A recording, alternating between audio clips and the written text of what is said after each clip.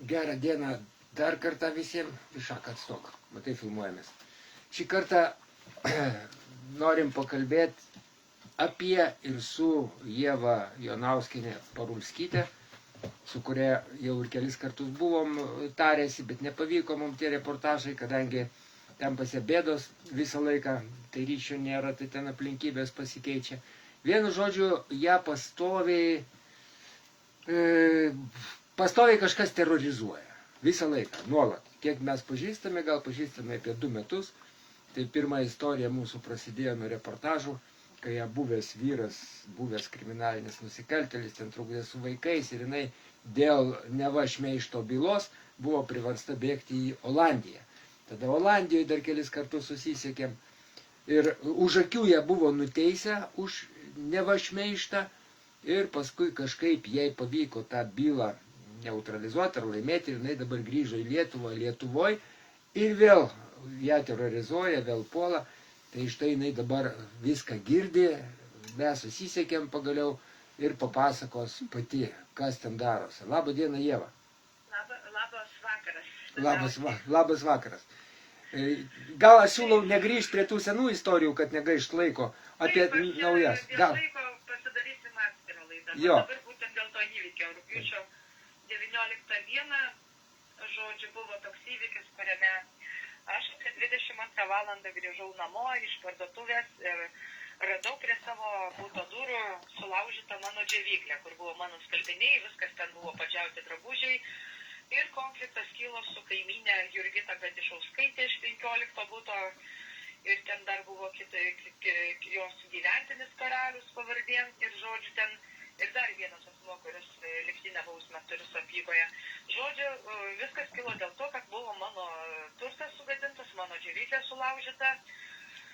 To pasekoje aš labai supykau ir aš, aišku, bandžiau aiškintis, kas tai padarė. Kuo daugiau bandžiau aiškintis, tuo daug didesnės patyčios buvo, replikos, tai tau reikia, gerai, kad tai padarėm, dar kartelį sulaužysim tavo. Yra nuolatinai gadinamas mano turtas, kur ne pirmą kartą kreipiuosi, policija buvo prieš tai durys įspardytos mano buto, nulaužta rankena, policija visiškai nieko nedarė, žiūrėjau tai šališkai. Laiks nuo laiko mano skalbimų mašinos lizdas išrautas buvo, pakartotinai susitaisiau, vėl buvo tas atsitikę. Nuolatinai tyčia sistemiškai yra gadinamas mano turtas. Ieva, vienas klausimas iškart. Kaip Jūs manot, kokia priežastis to patyčių to? Ar yra kažkokios įsisenėjusios santykiai blogi? Ar Jūs tiesiog, ar nepatinka išvaizda Jūsų? Nu, kas? Ar keistas elgesys? Aš manau, kad pavydas, nes aš kaip išremontau namus, susitvarkiau, sudažiau sieną, pasidariau remontą, gražiai gyvenu, turiu daugiau pajamų, susiradau darbą, kaip sakant, pavydas, kad aš turiu kažką geriau ir būtent tuo pagrindu, kad kaimynai labai pavydi ir gadina mano turtą. Ir be to dar, kadangi kaimynai geriantis, triukšmauna, laiks nuo laiko pastoviai priversta sukviesti policijas, už tai jie buvo nekartą administracinė tvarka. Ir tai manau, kad ir turi pagrindo kerštauti man, būtent, kad aš kelis kartus esu kvietusi prieš tai policijas dėl triukšmo, dėl to, kad miegoti nedavė. Visą tą istoriją, kai aš grįžau į Lietuvą, jau mano, net nepraėjo mėnesis, mano buto durys buvo išspardytos ir kaip policijos yra įrašė, kaip aš atvažiavau, įsigaičiau policiją, prašau padėkit, prašau nuo šitų chuliganų apsiginti.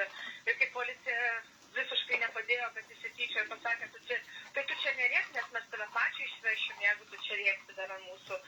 Tiesiog mačiau policijos visišką tokį abejingumą ir pasakė, nu tai tau duris visiškai sulaužys, kai išskirs visiškai duris, nu tai tada ir kreipkis, tada galėsi, jau neva bus didesnė žala, mes galėsim kažką daryti. Ir kai policija visiškai nieko nedarė, ir buvo toks ir atvejis, kai mano pareiškimą net nepriėmė, kai kreipiausi dėl pakartotinai, kai buvo tas skalbimų mašinos lizdas išrautas, jėga nupjautas ir tas ilgą laiką vyko, tai turto gadinimas ir tie konfliktai kildavo su kaimynais būtent po to, kai vykdavo vakarėliai, triukšmai, bendrabuti, miegoti negalėdavau, į darbą reikėdavo išeiti, į studijas reikėdavo išeiti, tiesiog dėl to negalėjau normaliai gyventi, įsimiegoti, turėti pastovumą, aišku, tai labai nukentėjo mano sveikata ir aplamai ir darbo kokybė. būtent kai dirbu socialinio darbuotojo padėjėja. Būtent eilinį kartą, kada 19 dieną grįžau, radau sulaužytą savo džiovyklę ir konfliktas kilo dėl tos kaimynės būtent, kurį tariu, kad jinai padarė, nes jinai labai tyčiosi, labai buvo juokinga, labai buvo iš manęs pasityčio, tuo metu pasakė, kaip tau reikia, gerai, kad tai padarėm, dar kartelį taip sugadinsim ir buvo tokios replikos ir tuo metu kilo tas mūsų žodinis konfliktas, aišku, apsižodžiavom. Ir ji buvo ne viena, jinai buvo kartu su savo gyventiniu. Ir dar vienas asmuo buvo jos draugas, dar kitas draugas, Donatas Liudys stovėjo. Ir tikrai konflikto metu pamačiau, kad šitie asmenys yra teikia agresyviai, pradėjo grasinti, kad mane sumuš, kad mane sudaužys, kad mane suspardys. Ir jau net ir su kumščiais pradėjo grumuoti, vienas iš jų turėjo beisbolo lazdą, nes pasiėmęs, kad va dabar mes tave suspardysim, sudubasysim ir tu niekam čia nepasiskūsi, jeigu tu kviesi policiją, tau dar duosim į galvą taip, kad tu iš viso niekam nepasiskūsi daugiau. Ir aš pamačiau, kad jie stovi, prie pat mano durų, aš tiesiog greitai bėgau į butą, nespėjau net susirakinti su tais pirkiniais, greitai bėgau. Raktai iškrito iš rankų, nieko nespėjau susigraibyti. Ir būtent Jurgita Gadišauskaitė, kaimynė, laužė man duris, jinai jėga bandė atidaryti duris, o aš laikiau iš vidinės pusės, traukiau į save tas duris, o ji laikė į išorę traukė ir bandė jinai įsibraukti mano namus. Ir tada atėjo jos sugyventinis, irgi tą durų rankeną paėmė, traukė iš visos jėgos. Ir dar atėjo dar vienas asmuo, Donatas Liudys. Ir jie visi trys, dalaikant mano tas duris, būtų iš išorės. Išlaužė jėga. Aš tik atsimenu tiek, kad aš galva buvo man sumušta gan smarkiai, kokius 10 smūgių, net nemažiau kaip 80 smūgių galvų galvą. Tik atsimenu taip, kad jinai tik įsiveržė mano namus, jinai įsikabino į plaukus, vyko grumtynės, aš buvau stumiama link lango. Aš norėjau šitą moterį, kad jinai paleistų man įsikabino į plaukus, iš visos gumelės, plaukų segtukai, viskas buvo iškrito iš plaukų, viskas buvo ant mano grindų, viskas daiktai išmėtyti. Ir kadangi, žodžiu, jinai labai įsikabinus buvo ir daužė man per galvą. Ir vienu metu aš net nesupratau, kas čia vyksta. Va dabar staigiai čia atėjo, mane muša, daužo. Ir aš tuo metu galvojau, jau galva buvo susvaigus, jau galvojau, nu viskas, aš jau nebeturiu jėgų gintis, jau mane tikrai uždaužys, užmuš. Ir aišku, grūmiausi iki paskutinio, kaip sakant, iki paskutinės akimirkos, bandžiau šitą moterį išstumti per duris, bet tai aišku, jinai nesidavė, jinai labai įsikabinus buvo man į galvą, tiesiog palenkus daužė per tą galvą. Ir aišku, pamatė, kad būtent, kad aš ginuosi, kad aš bandau apsiginti, tai pribėgo jo gyventinis, trenkė man 2 kartus irgi į galvą trenkė. Ir dar būtent josios draugas. Ir dar būtent tuo metu josios kitas draugas Donatas Liudys atėjo į mano namus, filmavo. Atėjo kaimynai visi tyčiojasi iš manęs tyčiojasi, juokiasi, tai tau reikia, kaip gerai, suspardykim, sudaužykim ir įdėkim internetą, kad tik matytų visi, kaip, žodžiu, vyko patyčios, vyko replikos, juokiasi kaip mano pačios namuose, kaip sakant, mano pačios bute. Gerai, Ieva, daug maž aiškiai situacija, taip ir matosi, maždaug vaizdžiai gan pasakoja. Žodžiu, atvažiavo policija. Palauk, sakykit dar pradžioj, kiek kaimynų iš viso yra? Kokia stiliaus? Yra 14 būtų iš viso gyvena kokie 8 kaimynai, 2 ar 3, tai nesikiša visiškai. O šitie, kurie dalyvavo įvykiai, tai buvo 4 asmenys.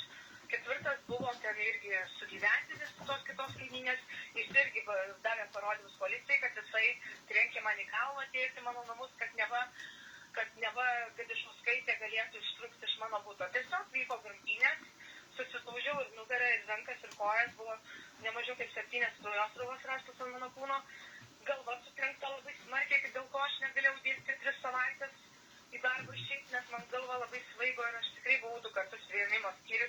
Ir pati ligoninė, kai aš išvažiavau į ligoninę dar, bet esmė tai, kad nuo pirmo momento, kai atvažiavo policija, atvažiavo greitoji, tos tarnybos, nuo pirmo momento, kurios buvo mano namuose, elgėsi šališkai. Ir aš, kaip aš atvažiavau, sakau, tai suteikit man pagalbą, nuveškit į ligoninę. Sako, tai čia tau nepageidavimų koncertas, čia tu nešventoji, kaip aš bandžiau aiškinti aplinkybės, kas yra atsitikę. Policija, tie medikai, tie paramedikai atvažiavę, jie manim netikėjo, iš manęs tyčiojasi, aš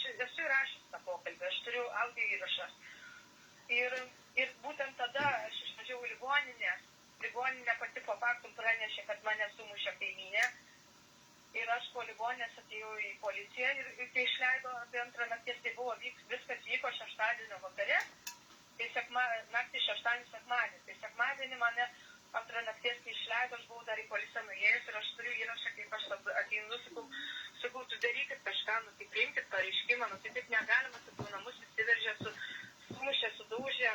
Ir tyrėjas pasakė, tai aš nieko nepriimsiu, sako, eik po žurnalistus. Ir aš turiu irgi audio įrašą, tai aš kreipiausi ir aš galiausiai mačiau, kad policija iš manęs pareiškimą nepriima. Ir pas prokurorė Daiva Brudienė kreipiausi. Daiva Brudienė?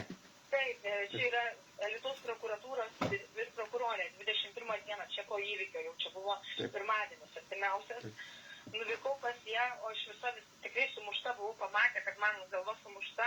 Aš prašiau, kad inicijuotų ikiteisminį tyrimą ir išduotų man abdukciją, nes policija pasakė, kad neva tyrimas vyksta. Tik tai 23 dieną, kai buvau iškviesta į apklausą, sužinojau, kad ikiteisminį tyrimą pradėjo ne pagal mano pareiškimą, ne pagal ligonės pranešimą, o kad kaimynė, būtent tada, kai aš tą vakarą išvažiavau į ligonę, šita kaimynė su savo sėbrais nuėjo į policiją ir ant manęs parašė pareiškimą, kad neva tai aš ją sumušiau, aš neva ją ir jos 3 sėbrus įsitempiau per duris į savo butą, kas yra tikrai netitinka realybės, nes yra ant mano durų laužimo žymės, matosi, kad duris laužtas buvo, kad rankena būtent buvo sugadinta.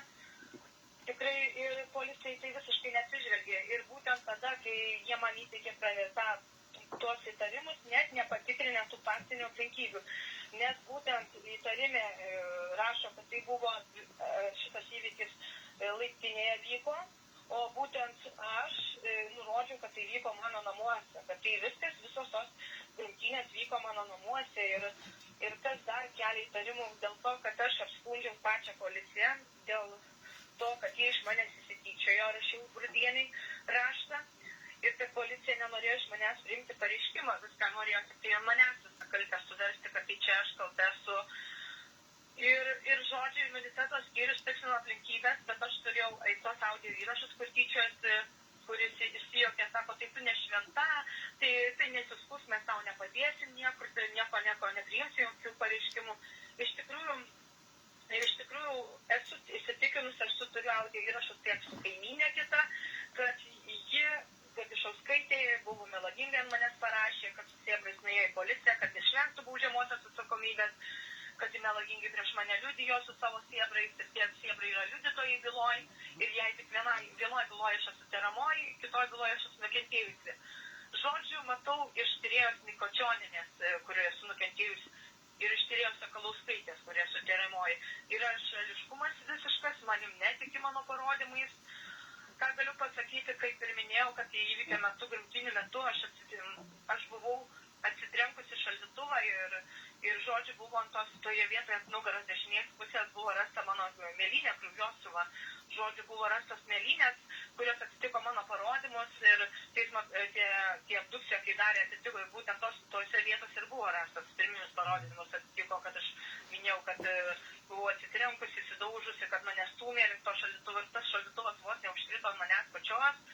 Ir visi tyčiosi, juokėsi ir aišku, tos įrašus ne visus pateikė policija, pateikė tik tai ant galo, kai aš šaukiausi pagalbos pro langą, rėkiau, prašiau padėkit, gelbėkit, nes buvo telefonas užmestas kažkur ir raktai buvo, matys, kad daiktai išmėtyti buvo, grumtynių tie pėdsakai visi, aš neradau nei telefono, nei raktų po to įvykio, bandžiau prisišaukti pagalbos, o tų įrašų, kur įvykio metu vyko, kur mane daužė spardės, dalžė ir tyčiojasi, tai tų nepateikė policija.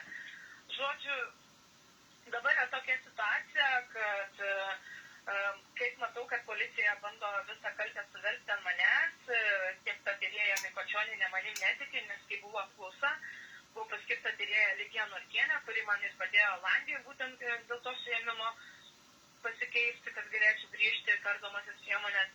Ir pati tyrėja, mačiau, kad grasino, kad jinai imsis iš mane procesinės prievartos priemonių ir kad jinai, žodžiu, kai aš pasakiau, kad šitie kaimynai vienas iš jų apykoje turi tas Donatas Drūtys, kuris irgi dalyvavo mano užpuolime ir jisai nešioja apykoję, ir jisai paleistas iš įkalinimo įstaigos ir visiškai neprobuoja, neprižiūri ir jisai prisidėjo, aišku, trenkė man irgi kelis smūgius ir prie tų muštynių prisidėjau, kai mane būtent užpuolė.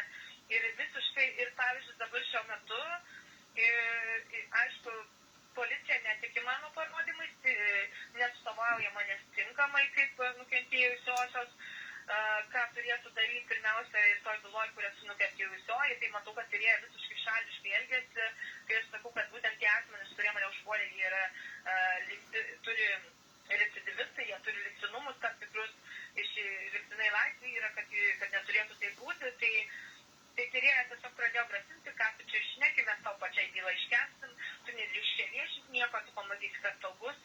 Ir žodžiu, apklausos metu man buvo daromas spaudimas, įtampa keliama, žodžiu, aš kai buvau sumušta galva, būtent ne viską prisimenu, epizodiškai prisimenu, bet kiek aš galėjau, tiek aš daviau, aišku, ne visada nuosekliai kalbėjau, nes kadangi dėl atminties spragų man labai sunku po galvos traumos sumušimo ir ta tyrėja tiesiog mane spaudė duoti parodymus ir mačiau, kaip jinai šneka, kaip jinai daro spaudimą tam tikrą ir jinai tiesiog pasakė, kad čia aš netikiu tavo parodymais ir jeigu reikės, tai tu darysiu ekspertizę, kad ar tu gali suvokti savo parodymus.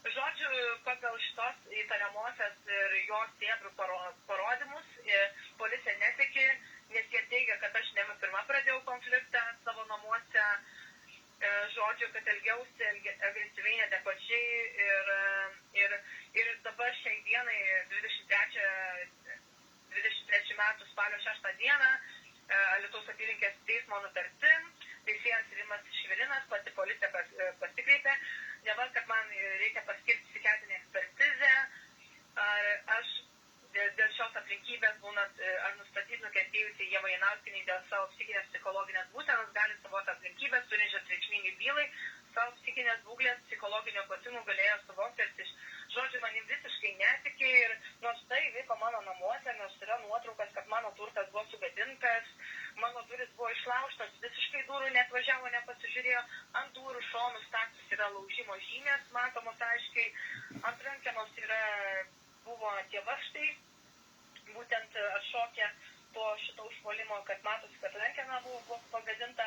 Ir žodžiu, policija visiškai netikė, tik tai atstovauja šitus recidivistus, būtent įtariamuosius, kurie ir aš turiu pokalbį su kaimynė įrašusi, kad būtent jinai ėjo Gadišauskaitė, visiems apsiskelbusi, kad jinai prieš mane melagingai liudys, kad jinai mane pasodins už grotų, kad jinai viską padarys, kad tik tai išvengtų šitos atsakomybės. Ir taip pat, kaip paaiškėjo dar, įrašiau kitus pokalbius, kad Gadišauskaitė buvo prieš dieną susižalojus tą ranką, kažkur kitur susižalojo, parašė manęs, kad aš sužalojau į ranką, ar prakirtau, ar pjojau maždaug tiek įvykio metu, tiek iš tų kitų parodymų nebuvo nieko paminėta, kad aš turėjau kažkokį peilį arba kažkokį aštrų daiktą. Tiesiog tik tai, kad buvo tampoma už plaukų ir daužoma per galvą.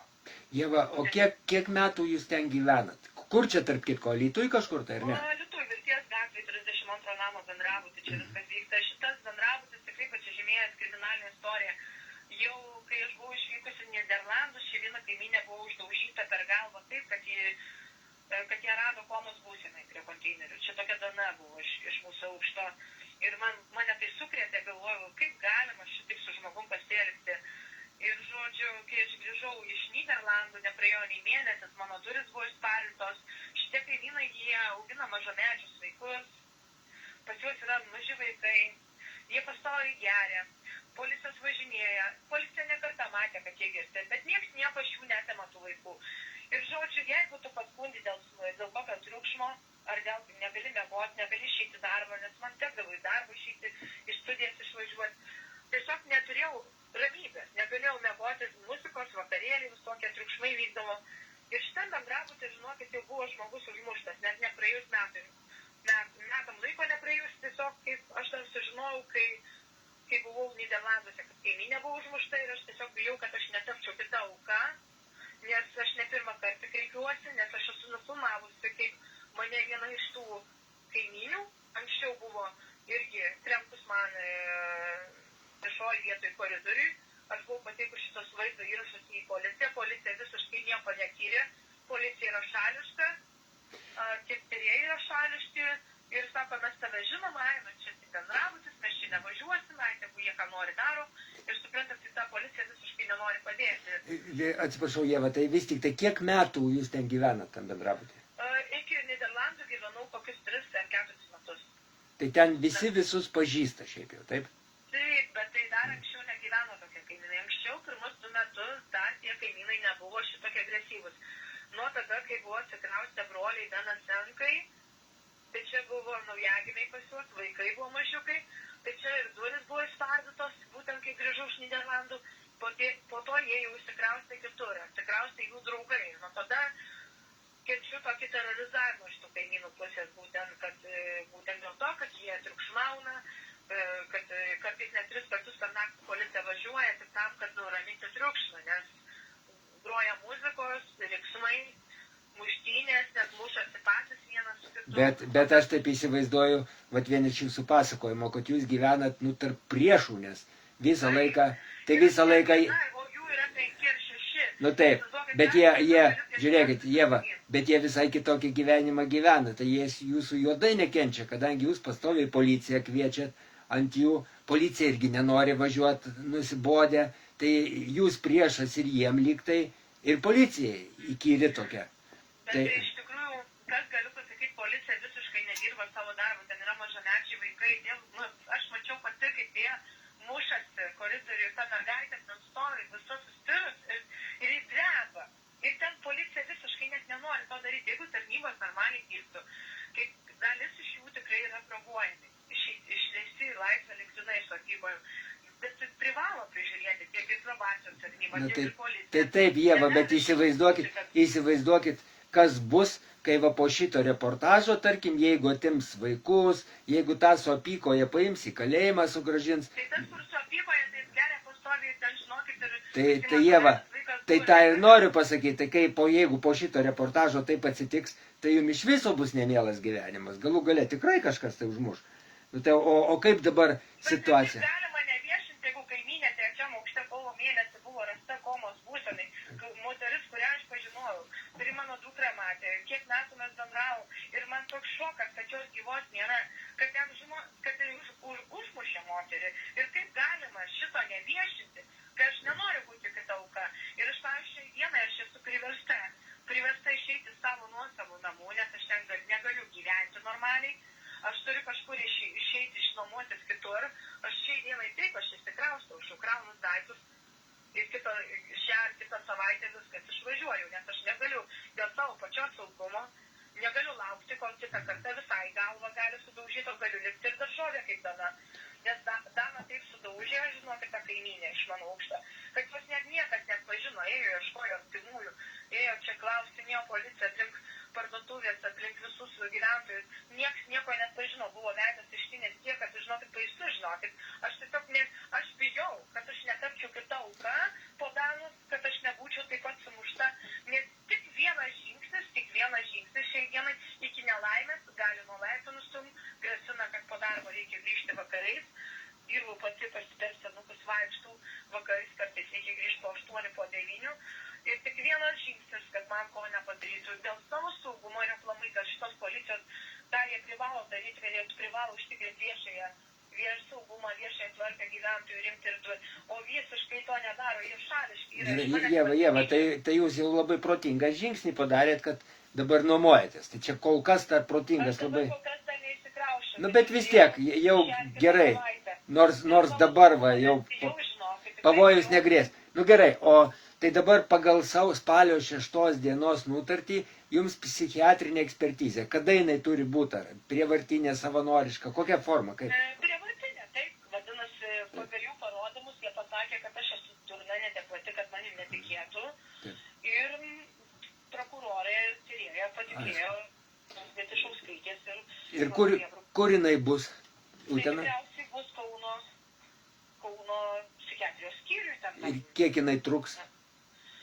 kelias valandas, bet iki to laiko aš galiu pasakyti taip, aš jau buvau 4 kartus pasidariusi, paskutinė ekspertizė buvo kovo gegužės mėnesį ir mane 4 kartus pripažino, kad aš neturiu jokios šizofrenijos, kad aš esu psichiškai sveika. Po paskutinės psichiatrų išvados, kad aš galiu viena rūpintis dukra, tai čia, aš tai manau, kad čia yra perteklinai. Perteklinė procesinė prievartos priemonė, pirmiausia, manęs tampimas. Dabar antras dalykas, aš dabar dirbu socialinio darbuotojo padėjėją. Aš turiu turėti gerą reputaciją, nepriekaištingą vardą. Ir aš negaliu šitai paimti iš darbo, išvažiuoti, kai aš teikiu paslaugas senyvo amžiaus žmonėms, kai kurie yra visai nevaikštantis ant patalo gūrintis. Aš negaliu tai paimti darbo. Ir suprantate. Suprantu. O tai paskui, kas bus, tada bus teismas kažkoks tai? Ar gali ir nebūtų teismo? Suprantat, aš visą tą žinau, kad jie melagingai ant manęs parašė. Yra visas tas kaimynės pokalbį įrašyti, kad jie visi susitarė ir liudėjo prieš mane. Tarsi, kad Išauskaitė Blumščiau sužalojus ir parašė, kad aš ją sužalojau, kad aš jai tikrai rankos nesužalojau. Bet suprantat, viskas daroma, kad aš būčiau nuteista, nekaltai. Suprantat, gerai, šitas aišku, šitą supratom, Ieva. Dabar, o advokatai, jūs turit ar pati viena kaunatės? Jinai mane gina iš paskutinių, jinai dabar net šiai dienai tą paskutinę nutartį, va dabar, kur šiandien manyti, kai jinai dabar jau apskundė. Čia atsiprašau, čia valstybės paskirta advokatė, taip? Taip. Ir jinai gerai, manote, dirba, taip? Jinai būtent ir Niderlanduose padėjo, nes aš ją anksčiau privačiai samdžiausi. Jinai padėjo man tikrai dėl sukardomųjų priemonių, nes aš kaip ir žinojau, kad anksčiau buvo tokios priemonės taikytos, kad suėmimas buvo. Ir jinai būtent ir padėjo man grįžti į Lietuvą. Ir aš čia pasitikiu, nes aš neturiu daugiau ką kreiptis. Ieva, daugmaž, va šitas visa situacija daugmaž jau yra aišku. Kaip jau... Ir dar galiu pasakyti, kas buvo dar pačioj pradžioj, būtent 23 dieną rugpjūčio, kad aš atėjau būtent į apklausą. Tyrėja Sakalauskaitė, kur esu įtariamoji, vienoj byloj, kur įtariamoji Sakalauskaitė tyrėja yra, o Mikučionienė, kuri turi atstovauti mane kaip nukentėjusią, tai jinai yra, kur aš nukentėjus pripažinta. Dėl to paties įvykį 19 dienos. Tai būtent tyrėja Sakalauskaitė bandė prievartą iš manęs paimti kažkokį DNR, kažkokius tenai kraują norėjo paimti iš manęs. Aš sakau, o kam reikia? Nu tai mums reikia būtina. Sakau, tai jūs pagrįskit, kam reikia. Tai jinai net prašė, būtent nutarimą buvo kažkokį išdavus, kad prievartą iš manęs paimti kraują. Tai aš nesuprantu, kam to reikia, nes kam tas intervencijas daryti. Aš tiesiog bijau, kad nebūtų man kažkokie vaistai suleisti. Ir panašiai. Ieva, man tai labai keista. Taip, Ieva, o jūsų advokatė žino, kad bus šitas pokalbis viešas? Ta prasme, jos nuomonė yra aiškiai ir ne? Aš sakiau, kad aš sakau, aš taip nepaliksiu visko ir aš kreipsiuosi žurnalistus, sakau, aš šitaip, čia nėra normalu, kad tu įsivaizduokit, aš pasikreipiau į policiją, yra įrašyta mano pagalbos šauksmas, gelbėkit, padėkit, mane puola. Ir pati ligoninė pranešė, kad kaimynė mane sumušė. Tai dabar įsivaizduokit, nėra normalu, kad aš pasikreipiau pagalbos, o policija prieš mane bylą suklastojo, kad tai aš nevakalta. Mano pačios namuose atėjo trys asmenys, dar ir 4 ant galo atėjo, ten toks Dimitrijus Nabikauskaitė sugyventinis. Suprantat, mane sumušė, suspardė, sugadino mano džiovyklę, yra nuotraukos, yra mėlynių nuotraukos, ir žodžiu, aš turiu išrašus, kad aš 3 savaitės, virš 2 savaičių negalėjau dirbti, suprantat, nes galvas svaigo, nes skaudėjo, nes tiesiog 2 kartus į priėmimą važiavau, labai blogai buvo su sveikata, man sveikata sutrikdyta, aš praradau sveikatą, aš praradau pinigus, galiausiai aš negalėjau atlikti savo pareigų tinkamai dėl po šito įvykio, man labai buvo sunku. Ir kaip man dabar jaustis, galvokite, tai policija turėtų būti ta įstaiga, kai tave užpuola, kad tu pasitikėtum, kad tu kreiptumės, o dabar jeigu man kitą kartą kas nors atsitiktų, aš bijončiau paskambinti policijai. Na gerai, Ieva, tai aš įsivaizduoju, šitos situacijos yra 2 užduotis. Pirmiausia, ekstra užduotis, kad jūsų pačios dar nepasodintų už kažką. Tai taip, svarbiausia. O paskui jau...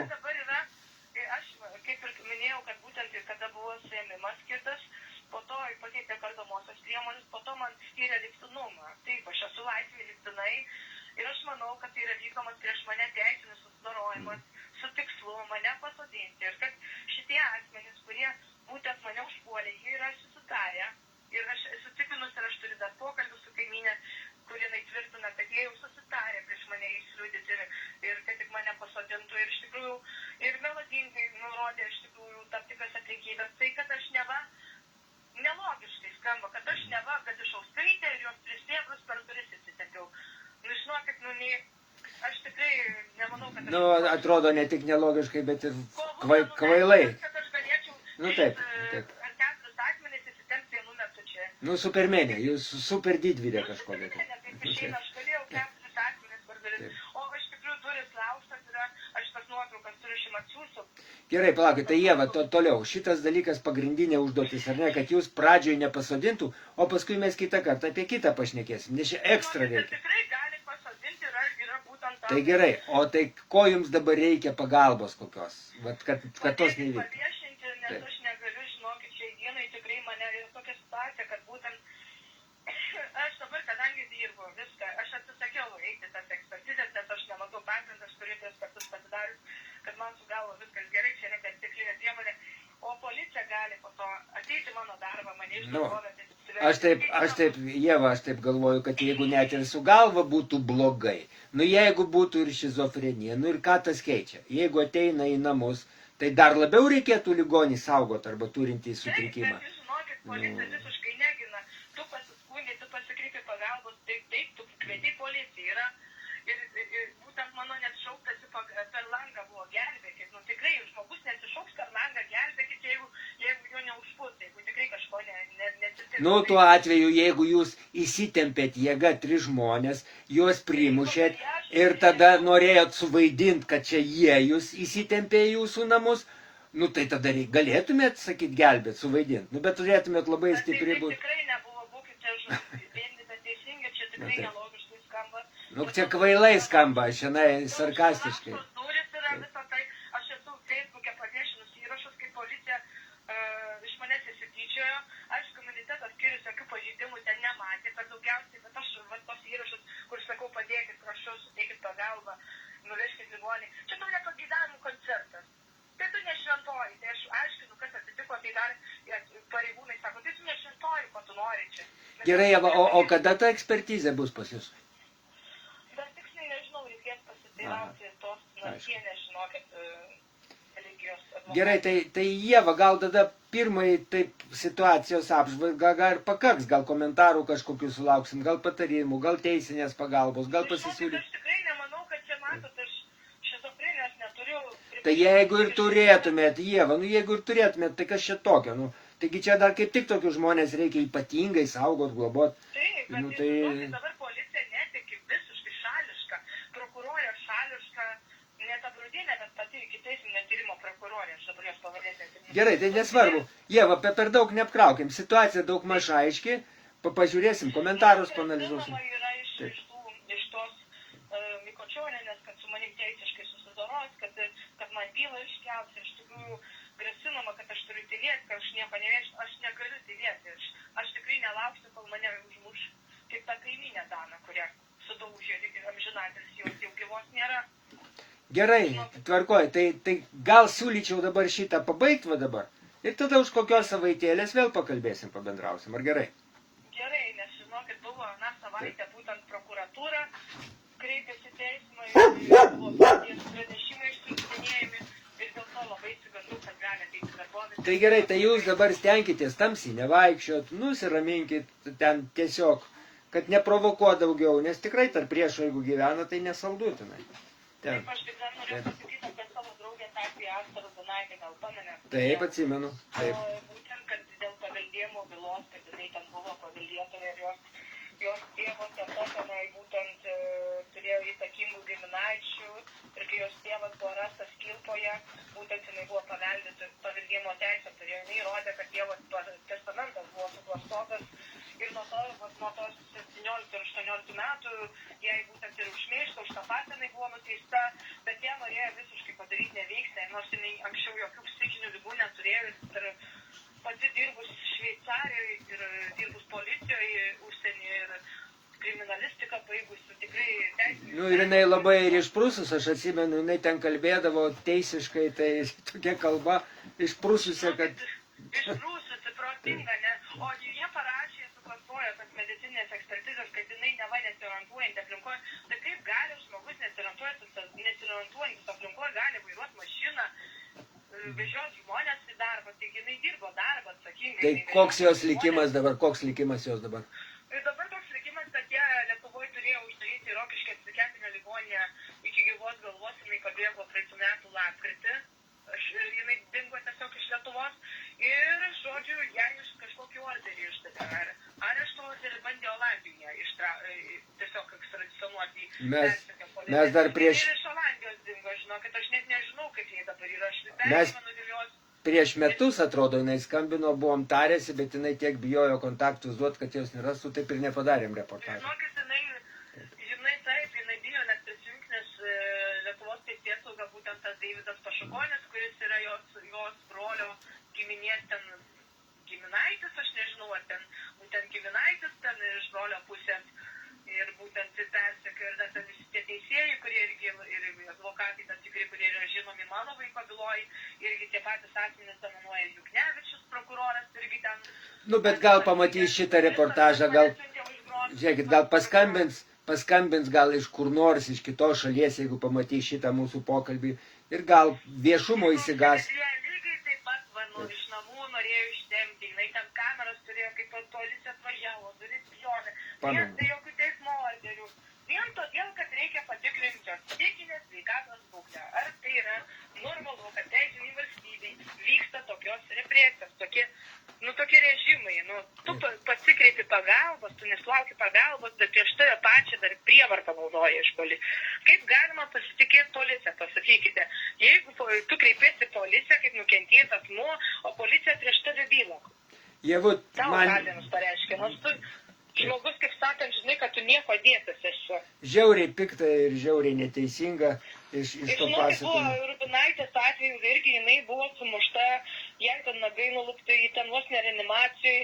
Jinai pasiprašė pagalbos, kažkam ten pasiskambinti, o Antanas Pliauga advokatas pasakė, kad neva jinai norėjo jį apšmeižti. Jinai moteris pasiprašė pagalbos, kad jūs galite paskambinti mano ten mamai, kam artimėsiams. Lygiai taip pat dabar šiai dienai aš pasiprašiau pagalbos, pasikreipiau policiją ir prieš mane naują bylą suklastojo, sukurpė, kad aš neva kalta ir bando padaryti viską tik tai vienašališkai, kad aš kalta, nors yra duris laužtos, nieks nepažiūrėjo, nieks nenufotografavo. Gerai, tada šiandien baigiam, už savaitėlę susiskambinam, gerai? Taip, gerai tada. Tvarkoj, gero vakaro, nusiraminkit, ramybės ir sveikatos. Jeigu būtų taip, kad mane uždarytų, ar suimtų, ar išvežtų, aš pasistengsiu informuoti per Henriką Jodišką, jeigu jau... Gerai, tvarkoj. Henriką Jodišką pažįstam. Gerai, tvarkoj. Iki pasimatymų. Gerai, tada ačiū labai, viso gero. Šunim nusibodo.